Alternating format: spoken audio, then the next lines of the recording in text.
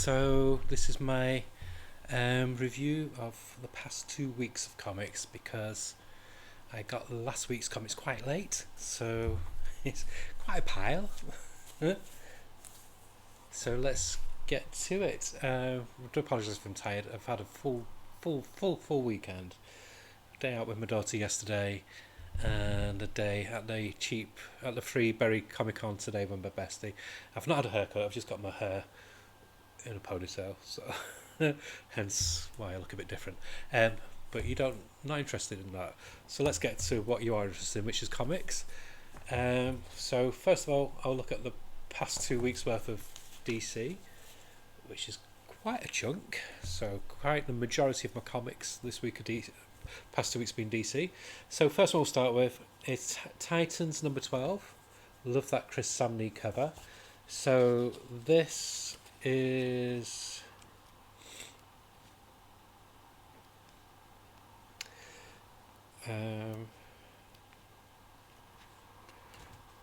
what I hate about modern comics is how they don't have the title etc on the first page. You've got to hunt for it. So so it's part 5 of Dark Winged Queen. So that's the one where Raven has now turned to the dark side, and the art, it's still written by Tom Taylor. Art is still by Lucas Mayer, who's doing some really nice artwork.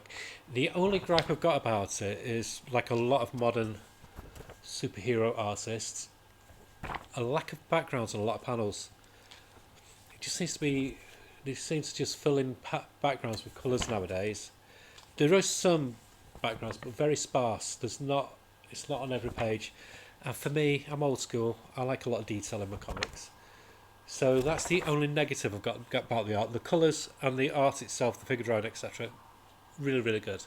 Writing on this, I love it. This is my next favourite Titans comic to Marv Wolfman and Josh Perez's New Teen Titans. Yeah, it's the classic team of Titans. Love it. He writes a really good Cyborg. He writes really good Starfire and Garth. Some writers just don't get who the Titans are. And this, I've tried some of the other more modern Titans team books, and I don't like it when they play about with the membership too much. I just love old school Titans, and this gives me that feeling. So, yeah, it's an enjoyable superhero team book. One of my favourite superhero comics at the moment. 8 out of 10. I don't want to give too much plot away. Basically, Raven, bad. Not good, bad. But it's quite clever how she's playing against the team, and good Raven's trying to come out, but there's like an internal battle going on. Then we move to Batman. I said I was going to stop this comic. I don't know yet. It's this like ties up all the loose ends from the Zeranar storyline, which I hated. I don't like Zeranar. I think it's a stupid concept. I know. I think it was Grant Morrison originally brought it back, and I normally love what they do, but I'm just not a fan of Batman when it goes too fantastical, and the whole transplanting his mind into a cyborg body and all that. I know it's comics, but it's I always view Batman as just being a bit more grounded, and this is just with the furries sometimes. The art's quite good actually. It's not the normal team. It's Bandini and Steve Lieber doing the artwork. What's Bandini's first name? Michelle Bandini and Steve Lieber the artist. And there's some really nice panel work. It's a nice coda to the storyline. So it's like laying the groundwork for the new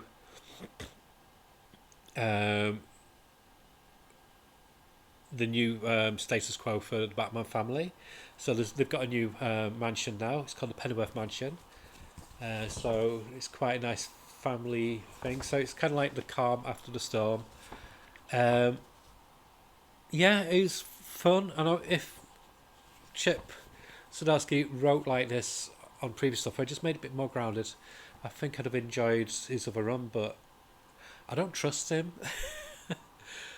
I know there's the Absolute Power coming up next issue, I think.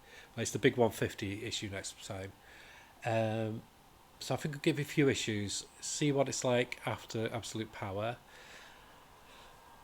See if you can change my mind, because I don't like hate reading the comic, because it's going against what I'm not practicing what I preach, because I normally say if you're reading a comic you're not enjoying it, why carry on with it? Just stop it.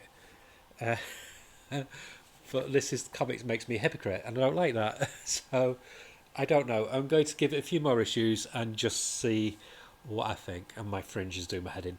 It was raining when I was out, so I had a hairband on while it was drying off, and it's got all wavy and weird. And I know you're not interested, but I am, and it's driving mad because I can see it. But yeah, it's okay. Nice art. Satisfying story. 7.5. And then on to a favourite of mine, which I think's now been extended to 11 issues. And this is John Constantine, Hellblazer, Dead in America, by the usual team of villains, Simon Spurrier, Aaron Campbell and Joe DeBelair. Artwork is just beautiful. So he's still carrying on with like this road trip across America. And you need to read it. So there's so much depth in it. When it's like an onion. You peel a layer and there's another layer appears. And it's just great. But there's a lot of depth in it. But there's a lot of action in it as well. The character work. He writes a brilliant John Constantine. I love the whole thing. I love his. I love the team he's got with him. And I love how they've just basically got a bus going for America. For me, actually, it doesn't read like a Hellblazer comic. It reads like... sorry about this. I've got really bad hay fever today. I've been out all day, so I've got pollen all over me. It reads more like the Shane the Changing Man by Peter Milligan and Chris Bachalo back in the day. Because he starts off like that, where he's like going through the weirdness of America. And that's what this gives me. But yeah, very enjoyable. Good value for money, $4 last time, but there's 30 pages of story. It's cardstock cover. Gorgeous art. Consistently strong writing. Yeah, a comic for adults. 9 out of 10. I'm just going to pause because I need to blow my nose. Ooh. That's better.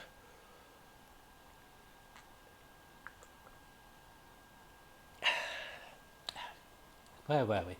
Oh yeah. So back to DC. So we got the start of the House of Brainiac. Not the start, but the next issue in the House of Brainiac. This is number 5. This is Superman Action Comics. The usual team's been this crossover. Again, I love how they got the team going on issue to issue. So Joshua Williamson and Sandoval on artwork. Beautiful, beautiful artwork. Fast, kinetic, fun. Good backup strip as well. Focus on Lex Luthor and his daughter fighting Brainiac. This doesn't waste a panel.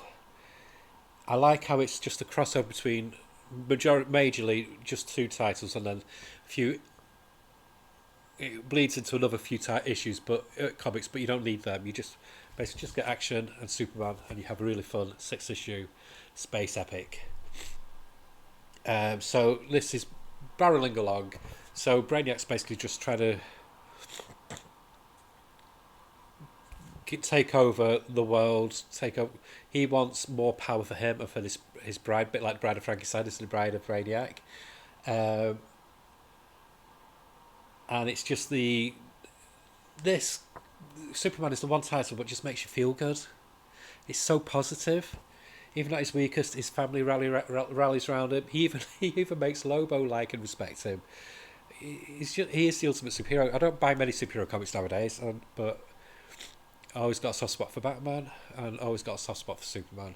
They're just like the peak of polar opposites of what a superhero should be. And yeah, very satisfactory issue. And it continues into this week's, because in the UK, which is unusual, we got this last week, whereas in America, you got it this week. So yay us, we don't normally get things like that. So it carries on into the final one, which is Superman 15. Great cover. Same team, Williamson, Sandoval, Sanchez on colours. Again, gorgeous artwork as normal. It concludes really, really well. There's a great twist about what happens to Lex. But don't... So you think it's finished there, but you need to read the last page because it reveals something's going to be set in place for after Absolute Power. And I'm excited. I trust Joshua Williamson and the team he's got working with him. Yeah, I love this event. I love that they've got, even though it's not a proper triangle, they've kind of like got the triangles back. Yeah, 9 out of 10. Oh, I'm so bunged up. I hate hay fever. And next up, Black Label. This is by Black Label, titled by written by Mariko Tamaki and art by Javier Rodriguez. Satana, Bring Down the House. That cover is beautiful. I know there's painted covers. I don't give a fuck. I like the simplicity. I like the flat colours. It's simple, but this just tells you everything that you need to know about Satana. It's got obviously the iconic costume, gorgeous costume. I'd love to wear it, but I'd look awful in it. But she carries it off. I love how they got the. It's got the hat, tip of the hat, almost like a tribute to her dad as well. And then you've got the cards. So this is basically Zatanna playing down. Just look at this art, by the way, by George Blooders. I'll show you my favourite page. He's just a modern artist. He's just a modern artist, but with a very classical style. He's like a really nice mesh of Kirby and Steve Rude. Let me just find a page. Just look at this splash page, by the way. Absolutely beautiful. He colours the comic as well, which makes all the difference because he's basically in control of the whole artistic outlook of this comic. It's $5.99 cardstock cover, but there's no ads. 32 pages of story, so you're paying for a very, very high quality comic. This, just look at that. All these people escaping. Carries on around there. It didn't need to be on there, but it adds more. It just adds more. Each page there's a little treat to look at. The colouring is gorgeous. So basically, Satana, I think she's in Las Vegas. She's just doing your typical Las Vegas magic shows. She doesn't like using the word magic. We find out why later on in the issue. Something from her past. 1 second.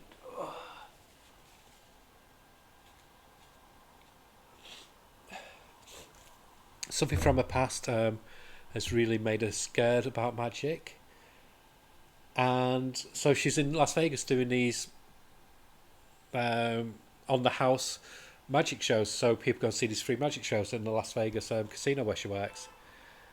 She downplays it. She just says what she does are tricks. Obviously, we know better, and people who work with her know better. And there's this person, you've seen this image here, this person who keeps on coming to every show, puts on a different disguise, and it's really freaking Satana out, and she challenges her later on, and that's when basically all hell breaks loose. Again, I just love how they've got that as well, like a book. And I loved it. I wasn't actually going to pick this up. I was going to wait trade wait, but I flicked through it and thought it's too good. And I'd rather get a high quality comic, which has got no ads, cardstock cover, and it's finished in 5 issues. I'd rather get this than a regular monthly Marvel or whatever, or regular monthly DC even. So satisfactory. 9 out of 10. Mariko Tamaki, she's been unduly and unjustly slated by just because of one book that she did, because some people accuse her of being woke. So what? Just because you didn't like it doesn't mean it's a bad book. And I think it's so strongly written. It made me love Satana even more. I adore Satana anyway, but yeah, just great. And the artwork is sublime. It's one of the nice. I think actually, yeah, I'm going to say it.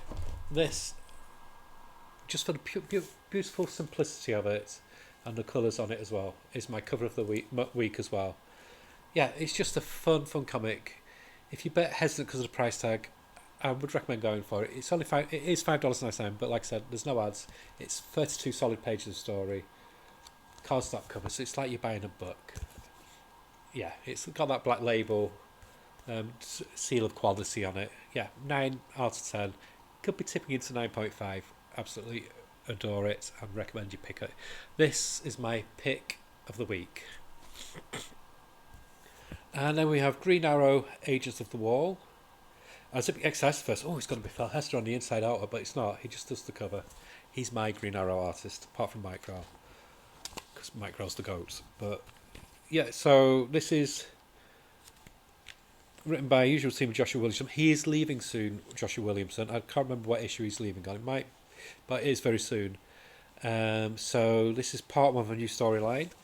It ties in to what's going to happen with Absolute Power, and it's written. It's got art by Amand K. Nahulipan. I butchered his last name. I do apologise. Artwork's gorgeous. So the art is good. I just like my boy Phil Hester. Yeah, so it's like all the families together on the island, so it makes Batman's Batcave look minuscule because he's got an island. Green Arrow's got an island. But there's something that happens. He basically turns against. He leaves the Arrow family, and he says he's going to be working for Amanda Waller. Now, obviously, this is DC. It's a trope that's been done before, so there'll be his ways doing this. But for the time being, it could be for the next few issues anyway. Is it Connor Hawke who's taken over as the Arrow, which I'm not mad at. I like his Arrow run as well. So yeah, I'll definitely pick it up next issue. But I would give it an 8 out of 10. It could be better. I think it's because it's got so much history with Green Arrow, dating all the way back to the 4-issue miniseries by, can't remember who the writer was, but the artist was Trev Von Eden, where he folk Count Vertigo, I think. So this was way before Mike Grell came on. So I've got a lot of history with Green Arrow, and it's just not there yet for me. It doesn't feel like I'm reading an Arrow book. I'm just not a fan, and I think I might be one of the few. I'm not a fan of every superhero having a family, a superhero family. You got Bat family, you got Superman family. Now you got the Arrow family. It's becoming like the Waltons. And I think it's okay if you do it in small doses, but when you're making every superhero have these families, Wonder Woman's got the same as well. I don't know if it's a DC thing. I don't know if Marvel do it as much. I know they do the Spider-Man with the Spider-Man books, but yeah, it just seems to be a thing that's become popular these past few years. But that's just me. Maybe I'm just bitter. I don't know. But yeah, 8 out of 10. I don't know where I was going with that. Next up, Detective Comics 1086. $4.99. Gorgeous cover. This could have been a contender for cover of the week as well. Written by Ram V as normal. Artwork by Stefano Raffaele. I'll just show you one page. I love this splash.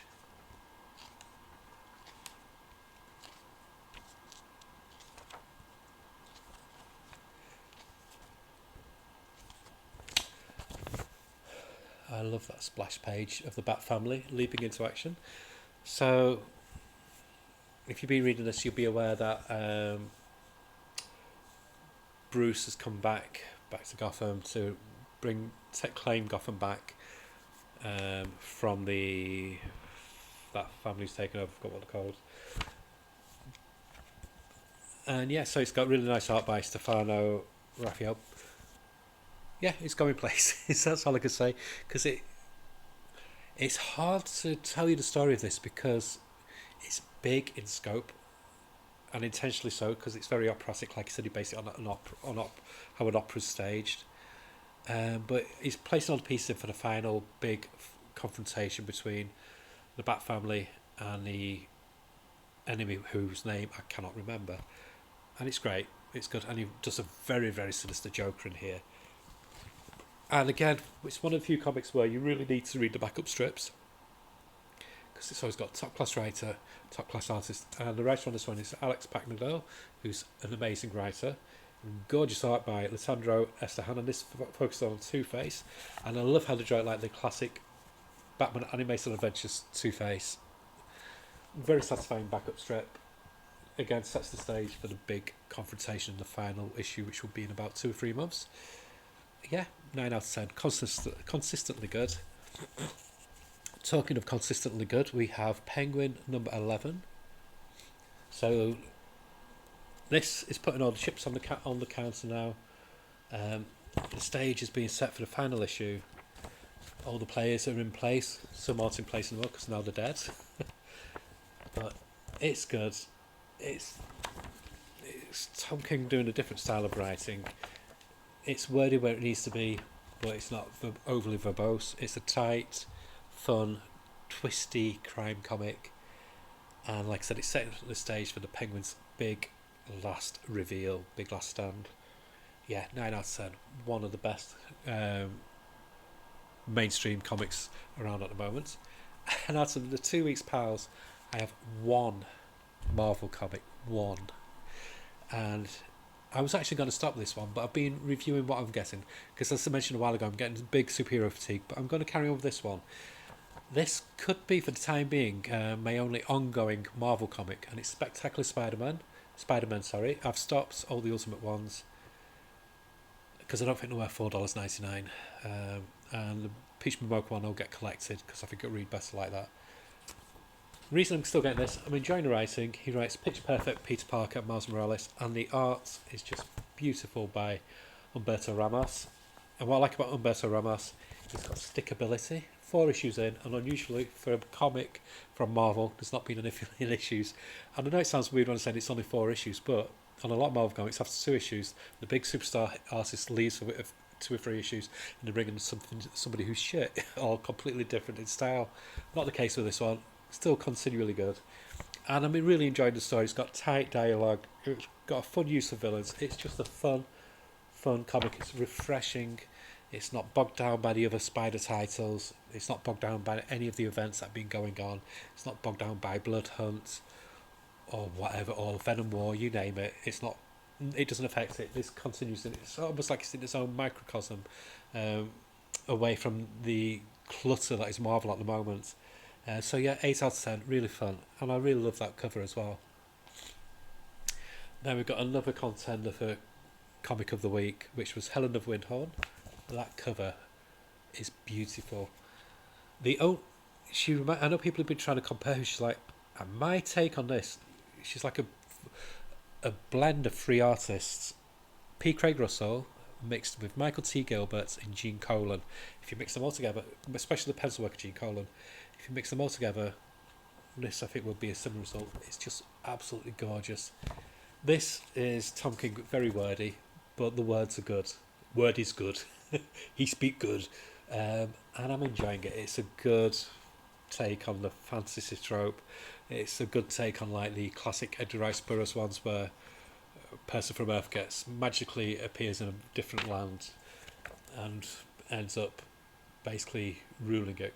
A bit of imperialism there from Edgar Rice Burroughs. It's just great. It just builds and builds. Very likeable characters. He does have a thing with making a lot of his female, especially his teenage female characters, into drinking. Supergirl, he did it. In this, she's a flaming alcoholic, but it's good fun. I'd frame that. If I had that as a picture, I'd frame that and put it on my wall. It's just beautiful.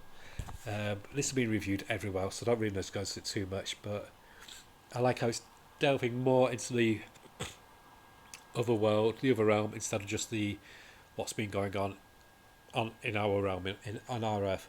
But it also does another tangent, and it goes on to the person who's doing the reporting, writing about the story of the characters in this. Apparently so it skips again in about another 10 years or so he's passed away, and they're like auctioning off his recordings, etc. So there's about all these threads going on. It's only 3 issues left now. I'm just wondering how it's going to be interesting how they all tie together to make a cohesive whole. With Tom King, he can either really nail the finish, or sometimes he can fuck it up big style. Like my most disappointing series of all time is Danger Street, because issue number 12 of that just killed the enjoyments I had with the past 11 issues. I was just like, what? I wish I could get all my money back for that series. So I hope I hope he does a perfect ending for this, because it's been an enjoyable ride so far. 9 out of 10. And a new comic, and this is by Brian Posehn. He's a comedian. You've seen him in loads of things. He's quite a big guy. Balding, beard, glasses. I think there might be a photo of him actually in here. Or I could be completely wrong. I'm completely wrong, yeah. But Brian Posehn, he also does grommets. and Joe Truman the writers. Chris Johnson is the artist. I just took a wild gamble on this. I had no idea what it was about. Michael Avon Omen cover. So basically, the time travel becomes a thing, and initially it's really policed very well. They just use it when they have to, so there's no like time ruptures, or history doesn't get rewritten because of time traveling. But then it gets taken over by, like, say for example, like a Bezos type character takes it over, um, and it becomes available to everybody, and that's when chaos ensues. So then they have to send in these guys who are rifters, who basically tries to repair any damage which is done by people who are time traveling. And that's where the chaos ensues, because something happens, and I want to read the next issue. It's funny, there's quite a few laugh out loud moments in this, because it showed you what you could do with time travel, and yeah, it's good. The humour's quite broad, so if you're not into that kind of humour, stay away. But yeah, 8 out of 10, definitely. I'll put it on my list for trying more issues on my pull list. Then Ain't No Grave #2 continues to be a delight, beautiful artwork. I'm not getting Transformers anymore, but he is a great artist. You just can't get every franchise. And I'm pleased to carry on with this. This is issue #2. I think it only goes up to 5 issues. And it's a good supernatural western, and I love weird westerns. I miss Jonah Hex, especially the Joe Lansdale one. So this is like ticking that box, and Scotty Young is such a good writer. I'm one of the few people who's not a big Scotty Young fan when it comes to his art. I think it's because not everything needs to be a cartoon. And I know that's blasphemous. I've got some very unpopular opinions. I don't like to say them often. I just normally keep myself and just go, but yeah, I'm not the biggest fan of his artwork, but I love his writing, and this is a great comic. It builds on what was laid out with issue 1. So she's got terminal illness, and she's basically wants to fight death. So, because it's a western, death lives in like this. So hell basically is kind of like this really rough and tumble, ramshackle western town, and it's good fun. It's a blast. So 8 out of 10 I'll give for that one. And then we have the conclusion of The One Hand, #5. So this is by Ramvi, Lawrence Campbell. Really nice art. I had not got a clue how they were going to finish the story, and anything I could have guessed would not have been what they did put in place. Is it a satisfying story? I don't know. Is it well written? Yeah. Is it well illustrated? Yeah. Is it how I'd have ended it? No. Is it? Can I appreciate how they did end it? Yes. But I think it'll make a lot more sense when you get the final issue of the Six Fingers, because I think then it'll the whole of the bigger plots will mesh together more. So I think it was a very valiant and interesting experiment. It wasn't a waste to read. It was very clever, very fun, and it's nice. Ramvi trying something different, futuristic neo-noir. I don't know. Yeah, 9 out of 10. And after that, we move on to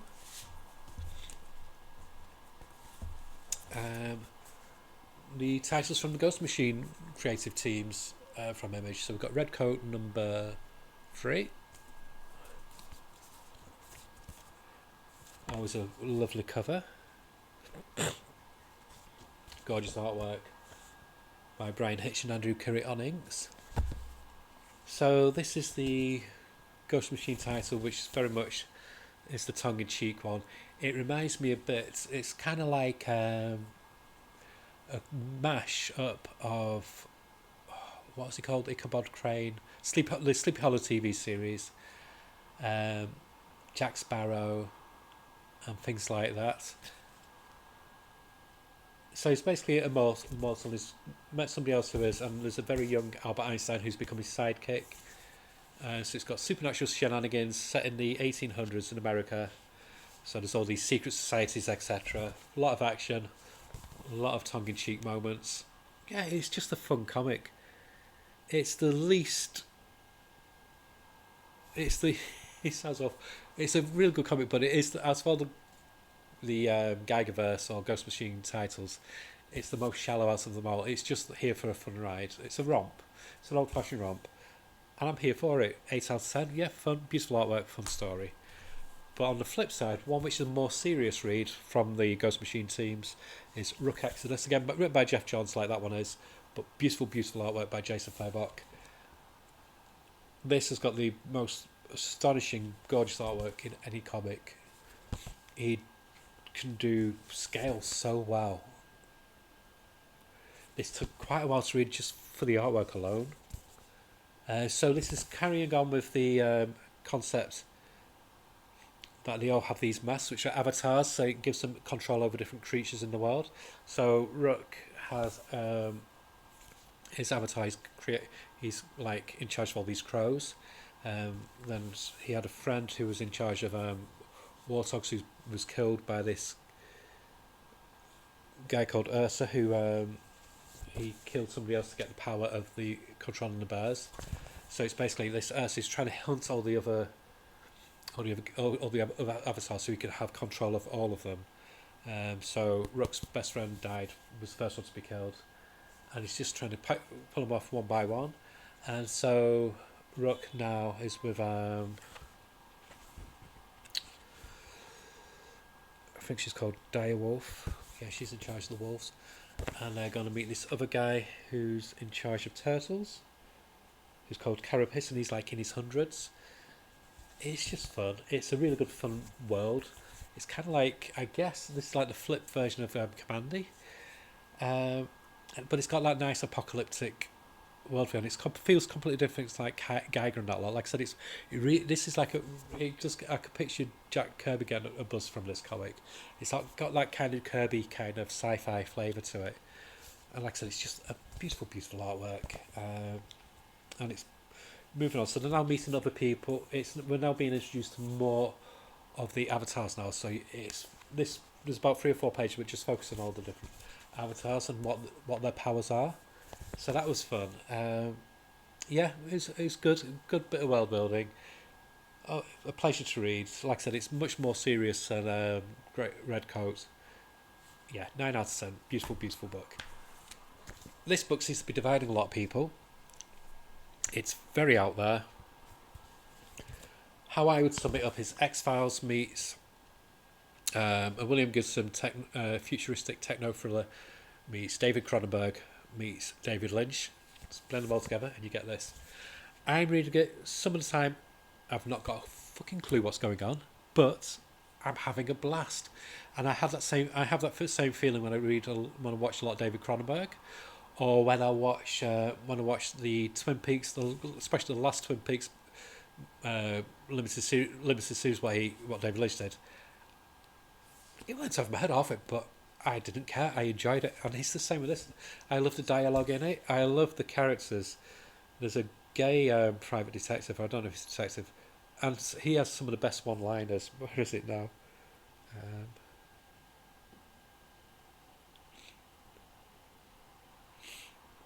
Yeah, so he gets his the main protagonist, the antagonist, that weird cyber woman who's always naked.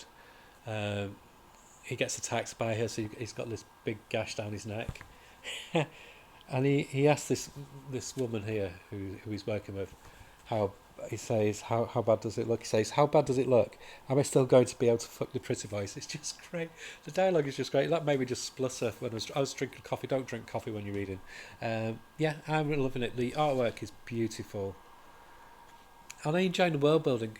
Yeah, just soak it in. Sometimes you don't need to have everything spelled out for you. I think as comic readers, sometimes we get a bit too lazy. And I'm enjoying the world building. And things that I didn't understand in a few issues I got earlier make sense now. So it's comics for grown-ups. We're on issue 11. I think there's a break now. Yeah, it said World Tree will return, so it must be taking a bit of hiatus, which I don't care, because if it means it's got the same team, I'm all for that. So yeah, 9 out of 10. I love this comic. Oh yeah, sorry, it's by Jace Tynion and Blanco on the artwork and John Belair on colours. Now we have a gorgeous comic. All the covers are great. Creature from Black Lagoon lives, issue 3. So there's one more issue to go. This is by Dan Watters and Ram V writing, Matthew Roberts and Trish Mulville on the artwork. Artwork is just beautiful. So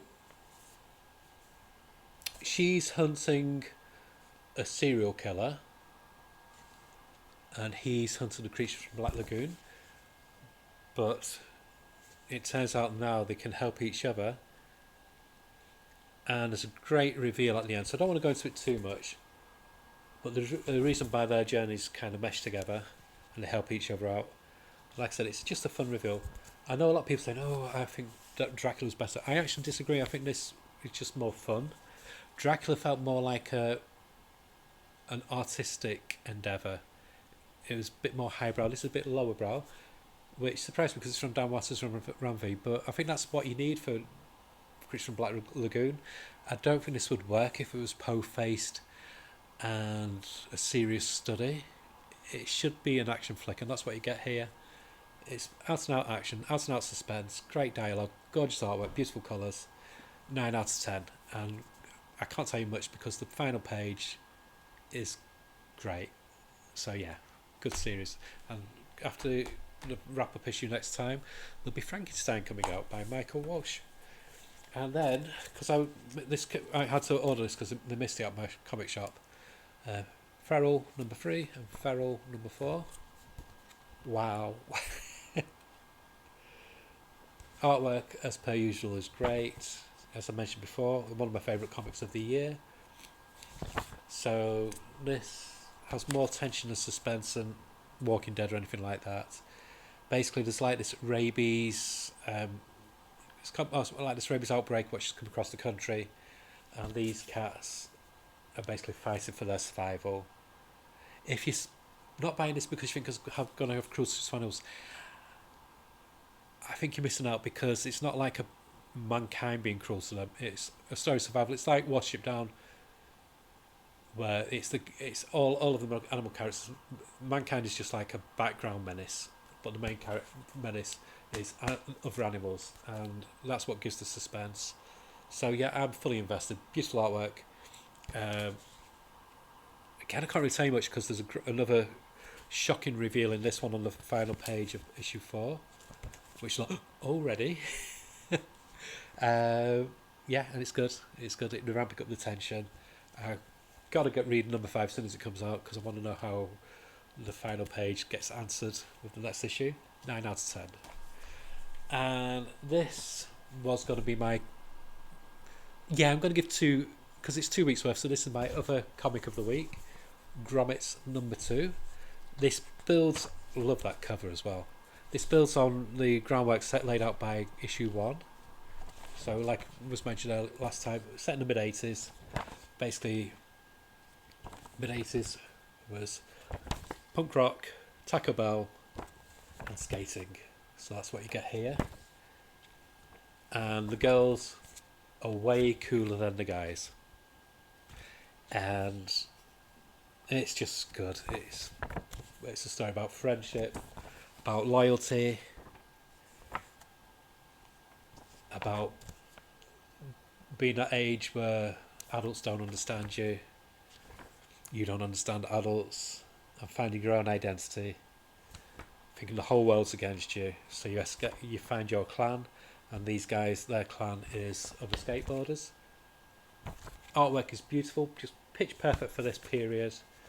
I know other people said it's like Jamie Hewlett. It is, but for me it's got very much a lot of the classic mad artists as well, and almost like a touch of Archie as well. I guess it's like Jamie Hewlett meets an Archie artist, and yeah, it's good. There's no superheroes, there's no guns, there's no war. It's just friends and the day-to-day conflicts and scrapes and adventures that I get up to. In a weird kind of way, it's like an 80s version of I could picture Mark Twain digging this comic if he was around in the 80s. It just paints a perfect picture of young teens when they're even frowned on and looked down upon by 16-year-olds because they're just not cool enough yet. And yeah, 9 out of 10, another fantastic comic. So that's it. quite a long one this time, 40 minutes, crikey. Okay, so hope you enjoyed that. I think there was another comic, but I can't remember what it was. I think it might have been Distillery one, but I put all my Distillery comics away because I love Distillery. I actually might do a special episode just looking at Distillery and why I love them, because I put off buying them for ages. So next video will be doing a look at my comics that I'm excited for, and ones that I might not be excited for, but I think other people might be, coming out in September, new titles. Okay, but that's it. Okay, bye. Bye-bye.